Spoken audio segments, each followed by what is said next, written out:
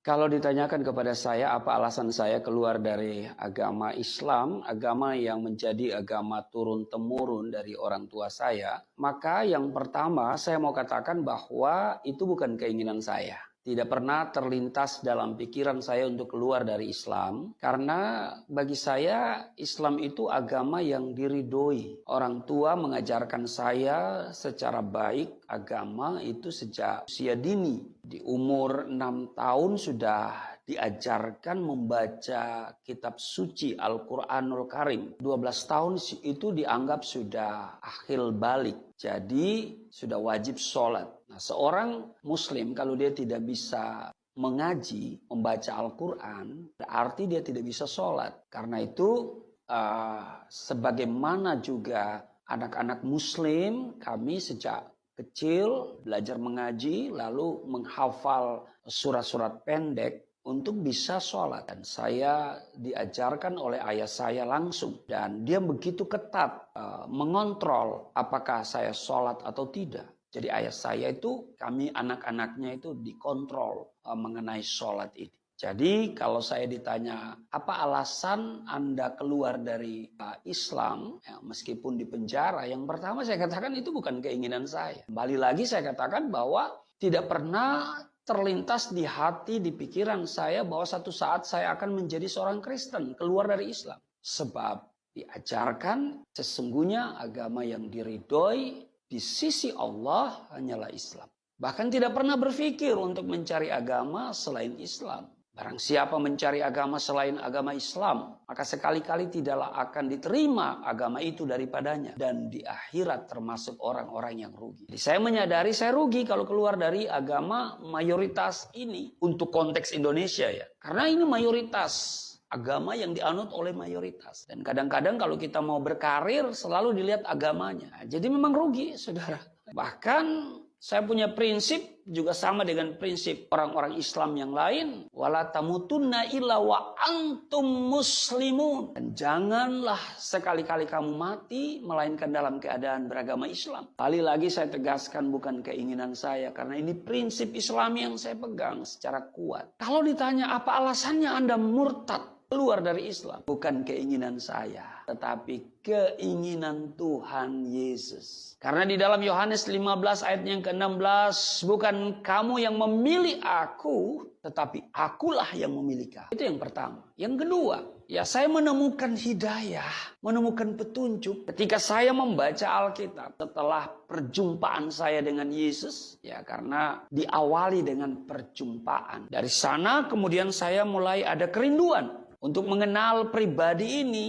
Saya mendapatkan kesulitan karena Isa Al-Masih memang ada di dalam Al-Quran. Tapi ada beberapa prinsip yang berbeda. Soal keluarganya, soal kelahirannya, soal kematiannya. Tapi ada beberapa yang menjadi titik temu persamaan tentang mujizat-mujizat yang dilakukannya itu luar biasa. Nah, saudara, karena itu prinsip saya harus kembali kepada apa? Sumber yang akurat. Sumber yang akurat mengenai Isa Al-Masih ya Injil. Karena Quran juga mengatakan bahwa Injil itu diberikan kepada Nabi Isa. Nabi Isa pembawa Injil. Nah, mari kita baca ke Injil. Tapi itu bukan langsung baca, itu ada proses, tidak semudah itu.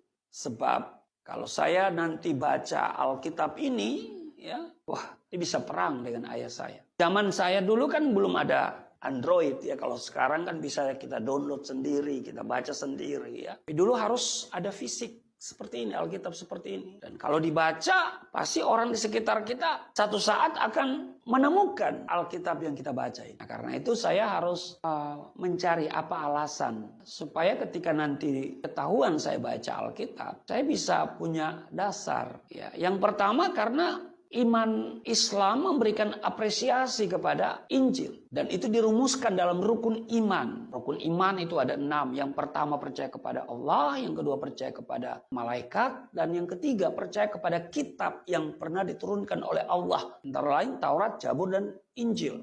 Jadi kita beriman kepada Injil. Nah selama ini kan saya tidak pernah baca Injil. Memang tidak dianjurkan untuk baca Injil. Bahkan ada opini yang dibentuk Injil yang hari ini ada itu Injil palsu. Tapi kalau ditanyakan kapan dipalsukan, siapa yang memalsukan, bagian mana yang dipalsukan, dan kalau itu palsu mana yang asli. Nah, semuanya itu nggak bisa kita buktikan. Nah, saya harus meninggalkan pemikiran-pemikiran itu kan asumsi ya. Maka untuk mengenal pribadi Isa Al-Masih kembali kepada sumbernya, itu Injil. Nah, sementara iman Islam mengajarkan percaya kepada kitab yang pernah diturunkan oleh Allah. Taurat, Zabur, dan Injil. Saya harus baca Injil. Waktu saya membaca Injil, nah saya menemukan apa yang selama ini yang saya cari. Apa yang selama ini saya minta. Apa yang selama ini dirindukan. Bahkan yang dibutuhkan oleh setiap orang. Apa itu? Keselamatan hidup kekal. Semua orang butuh diselamatkan. Semua orang mau mati masuk surga. Kecil, besar, tua, muda, miskin, kaya. Kalau ditanya Anda mati hari ini mau kemana? Pasti surga dong, surga dong, surga. Cuma persoalan, apakah surga pasti bagi setiap orang? Nah, karena itu saudara, waktu saya membaca Injil, saya menemukan hidayah. Saya menemukan petunjuk. Apa petunjuknya? Banyak hal, tapi yang paling utama, Yohanes asalnya yang ke-14 ayat yang ke-6.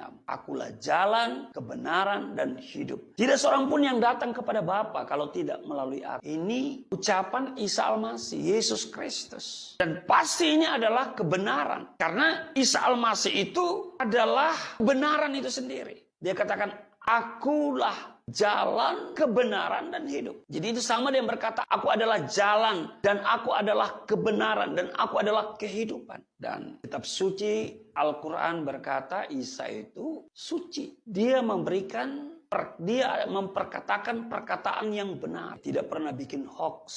Nah, ini sesuatu yang menarik. Jadi kalau ditanyakan kenapa Anda keluar dari Islam, pertama bukan keinginan saya. Kedua, saya mendapat petunjuk. Petunjuk apa ya? Keselamatan. Saya sedang mencari keselamatan. Ketika Yesus berkata, akulah jalan, kebenaran, dan hidup. Tidak seorang pun yang datang kepada Bapa. Bapa itu di mana? Di surga. Berarti dia mau mengatakan tidak seorang pun yang datang atau sampai ke surga kalau tidak melalui dia. Mungkin sebagian orang berkata ada banyak jalan menuju Roma. Dan karena itu juga ada banyak jalan menuju surga. Tapi bagi saya tidak. Silakan banyak jalan menuju Roma. Tapi menuju surga hanya satu. Melalui Yesus Kristus. Kenapa? Karena dia yang dari surga. Dia memberitakan tentang surga. Dan dia kembali ke surga. Iya kan? Semua nabi, semua rasul mati hari ini sedang menunggu kebangkitan. Semua nabi, semua rasul hari ini bergelar almarhum. Yesus tidak bergelar almarhum. Kembali ke surga. Maka itu setiap kita yang percaya dan menjadi pengikutnya. Ya. Kita akan kembali ke surga. Karena memang surga tempat kita berasal. Di dunia ini kita hanya sementara. Dan kita pasti akan kembali ke surga. Surga harus pasti. Surga tidak boleh mudah-mudahan. Memiliki rumah besar. Boleh mudah-mudahan. Saudara boleh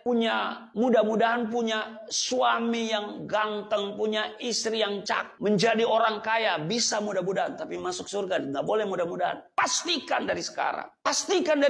Dan Yesus menjamin hal itu. Karena di dalam Yohanes 10 ayat 9 dia berkata, akulah pintu. Barang siapa masuk melalui aku, ia akan selamat. Dan ia akan masuk keluar dan menemukan padang rumput.